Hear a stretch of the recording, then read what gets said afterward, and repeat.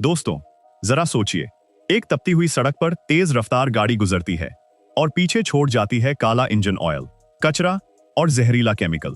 अचानक तेज बारिश होती है और वह पानी सड़क के इस पूरे काले जहरीले कचरे को अपने साथ बहाकर ले जाता है। आप इस पानी को क्या कहेंगे? गंदा, नाली का पानी या धीमा जहर? लेकिन क्या आप यकीन करेंगे कि इसी जहरीले गंदे पानी से रेगिस्तान की सूखी जमीन पर हरी भरी खेती की जा सकती है?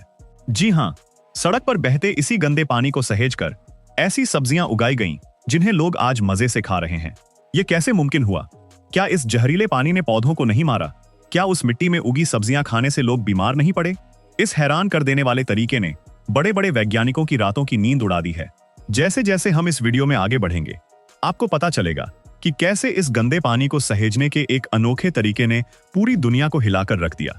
और सबसे बड़ी बात, इस तकनीक का हमारे अपने देश के एक ऐसे गुप्त तरीके से नाता है जिसे जानकर आप दंग रह जाएंगे। उस अनोखे भारतीय तरीके को देखते ही आपका दिमाग घूम जाएगा।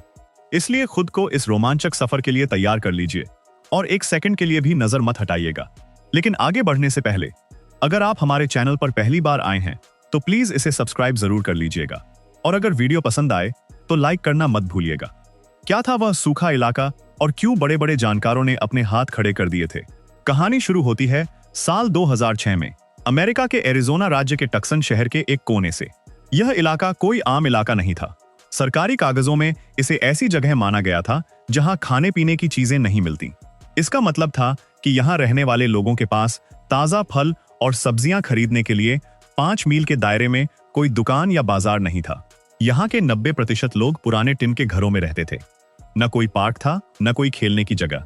बच्चे उसी धूल और बंजर रेत में खेला करते थे। जमीनों की हालत यह थी कि वह केवल सूखी रेत और कंकड़ पत्थरों का ढेर बन चुकी थी। दशकों के सूखे और लापरवाही ने इस 6 एकड़ के टुकड़े को पूरी तरह से बंजर बना दिया था। जब यहाँ के स्थानीय लोगों ने सरकार से इस जमीन पर एक सामुदायिक बगीचा बनाने की मांग की तो सरकारी इंजीनियरों ने साफ कह दिया कि इस जमीन में पानी रोकने की कोई ताकत नहीं है। यहाँ खेती करना पैसे और समय की बर्बादी है। लेकिन उन पड़ोसियों के इरादे इस बंजर जमीन से कहीं ज्यादा मजबूत थे। उन्होंने हार नहीं मानी और सरकार से इस जमीन को लीज पर ले लिया। अब उनके सामने सबसे बड़ा सवाल था, पानी कहां से आएगा? और यहीं से शुरुआत हुई उस अनोखे तरीके की जिसने विज्ञान के नियम बदल दिए। पहला और सबसे अनोखा कदम, सड़क के बहते गंदे पानी से खेती।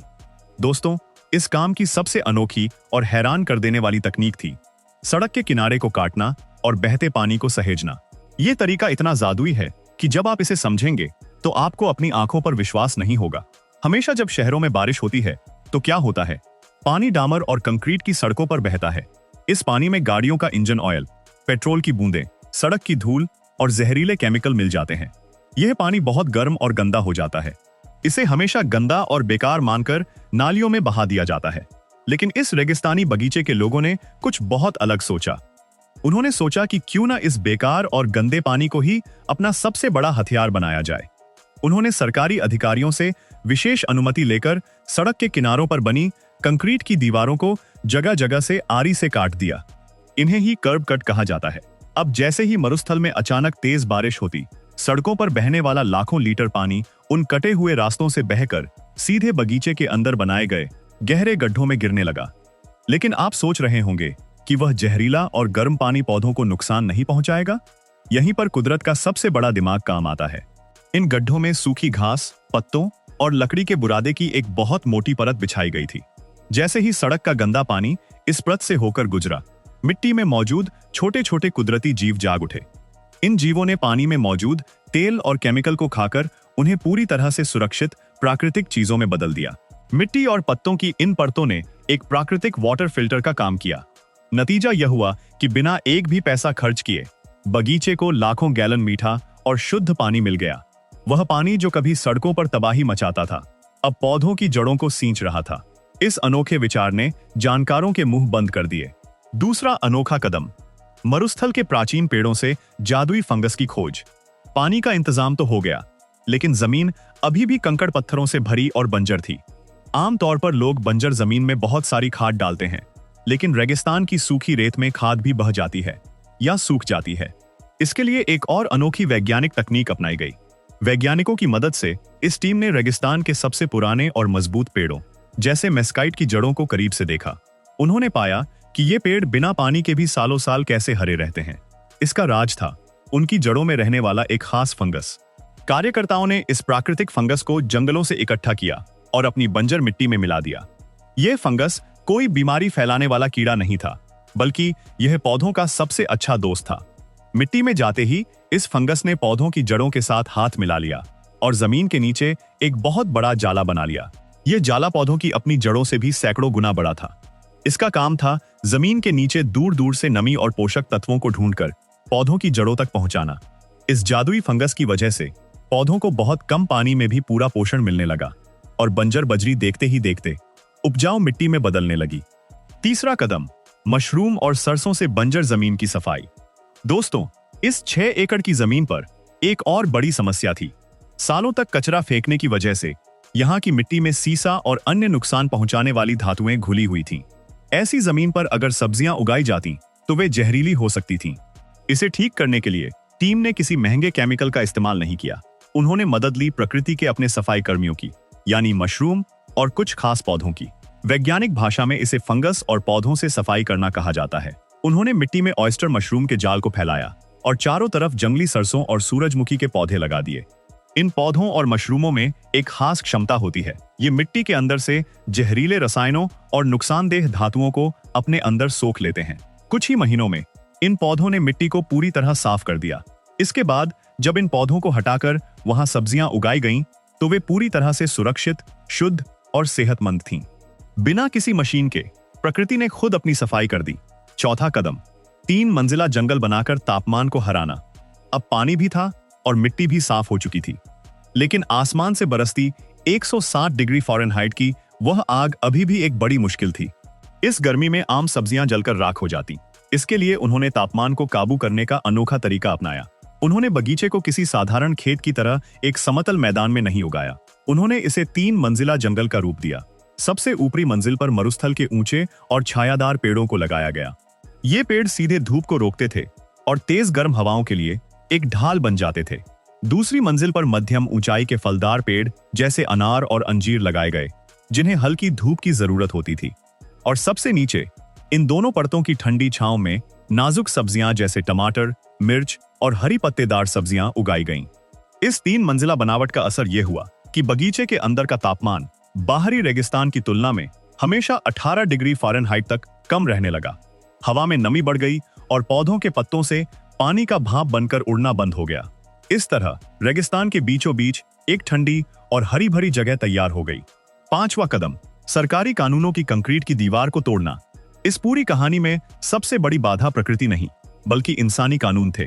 अमेरिकी शहरों के कड़े नियमों के अनुसार सड़कों से बहने वाले पानी को रोकना या घरों से निकलने वाले बचे हुए पानी का इस्तेमाल करना पूरी तरह गैर कानूनी था। अगर वे चुपचाप ऐसा करते तो सरकार उन पर भारी जुर्माना लगा सकती थी और इस काम को हमेशा के लिए बंद कर सकती थी। लेकिन यहाँ के लोगों ने सरकारी अधिकारियों के साथ मिलकर बैठकों का दौर शुरू किया। उन्होंने अधिकारियों को वैज्ञानिक आंकड़े दिखाए और समझाया कि यह तरीका शहर के नालों पर बोझ कम करता है। आखिरकार उनकी मेहनत रंग लाई। प्रशासन ने न केवल नियमों में ढील दी, बल्कि इस जगह को एक प्रकृति की खोज करने वाली जगह घोषित कर दिया। इस एक कानूनी बदलाव ने पूरे शहर के लिए नए रास्ते खोल दिए। आज टक्सन शहर का कोई भी नागरिक अपने घर के बाहर सड़कों पर पानी रोकने के लिए स्वतंत्र है। यह इस बात का सबूत है कि जब समुदाय एक साथ आता है तो वह कागजी कानूनों को भी पर्यावरण के अनुकूल बदलवा सकता है। उस भारतीय तरीके का खुलासा जो आपको हैरान कर देगा। और अब दोस्तों, वक्त आ गया है उस बड़े खुलासे का जिसका वादा मैंने वीडियो की शुरुआत में किया था। एक ऐसा सच जो आपको हैरान कर देगा और गर्व से भर देगा। अभी अभी हमने एरिज़ोना के रेगिस्तान में सड़क के किनारों को काटने, धंसी हुई क्यारियों और सड़क के पानी को मोड़ने की जिन तकनीकों के बारे में बात की, जिन्हें आज दुनिया एक आधुनिक चमत्कार मान रही है। क्या आप जानते हैं कि यह तरीका हमारे अपने देश भारत की सदियों पुरानी परंपरा का एक बहुत ही छोटा सा हिस्सा है? जी हाँ, हमारे देश के सूखे और कम बारिश वाले इलाकों में, जहां सदियों से पानी की भारी किल्लत रही है, हमारे पूर्वजों ने बिना किसी आधुनिक मशीन के ऐसी ही तकनीकों को विकसित किया था। भारत के पुराने ज्ञान में इसे अपाड़ या खदीन जैसी तकनीकों के रूप में जाना जाता है। हमारे देश के ग्रामीण इलाकों में सदियों से ढलान वाली जमीन के नीचे गहरे गड्ढे या तालाब बनाए जाते थे ताकि बहता हुआ पानी उसमें इकट्ठा हो सके। मिट्टी की नमी को बनाए रखने के लिए मेड़बंदी की जाती थी, जो आज के धंसे हुए गड्ढों से कहीं ज्यादा बेहतर थी। सड़कों या रास्तों के पानी को ढलान की मदद से खेतों और बावड़ियों की तरफ मोड़ना हमारी संस्कृति का हिस्सा रहा है। हैरानी की बात यह है कि आज जब दुनिया इन तरीकों को नए नए नाम देकर सबके सामने पेश करती है तो हम हैरान रह जाते हैं। लेकिन सच तो यह है कि यह ज्ञान हमारे अपने आंगन में सदियों से बिखरा पड़ा है।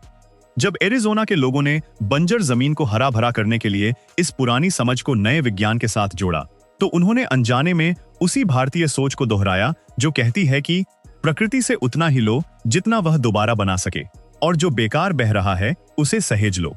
ये देखकर हमें गर्व भी होना चाहिए और ये सीख भी मिलनी चाहिए कि अपने देश के पुराने जल संचयन और खेती के ज्ञान को नया रूप देकर हम अपने आसपास की बंजर जमीनों का भाग्य बदल सकते हैं।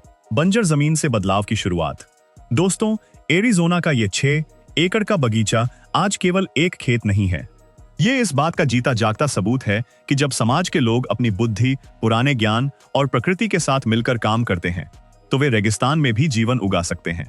आज यहाँ से सैकड़ों परिवारों को ताजा भोजन मिलता है, बच्चे तितलियों के पीछे भागते हैं और बुजुर्ग ठंडी छांव में बैठते हैं।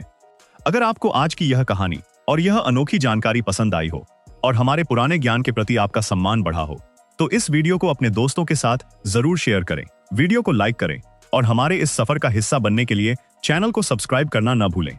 आप इस तरीके के बारे में क्या सोचते हैं? क्या हमारे देश में भी ऐसी तकनीकों को बड़े पैमाने पर शहरों में लागू किया जाना चाहिए? अपनी राय नीचे कमेंट बॉक्स में जरूर साझा करें। मिलते हैं अगले वीडियो में एक और ऐसी ही प्रेरणादायक और काम की कहानी के साथ। तब तक के लिए नमस्कार और प्रकृति से जुड़े रहिए।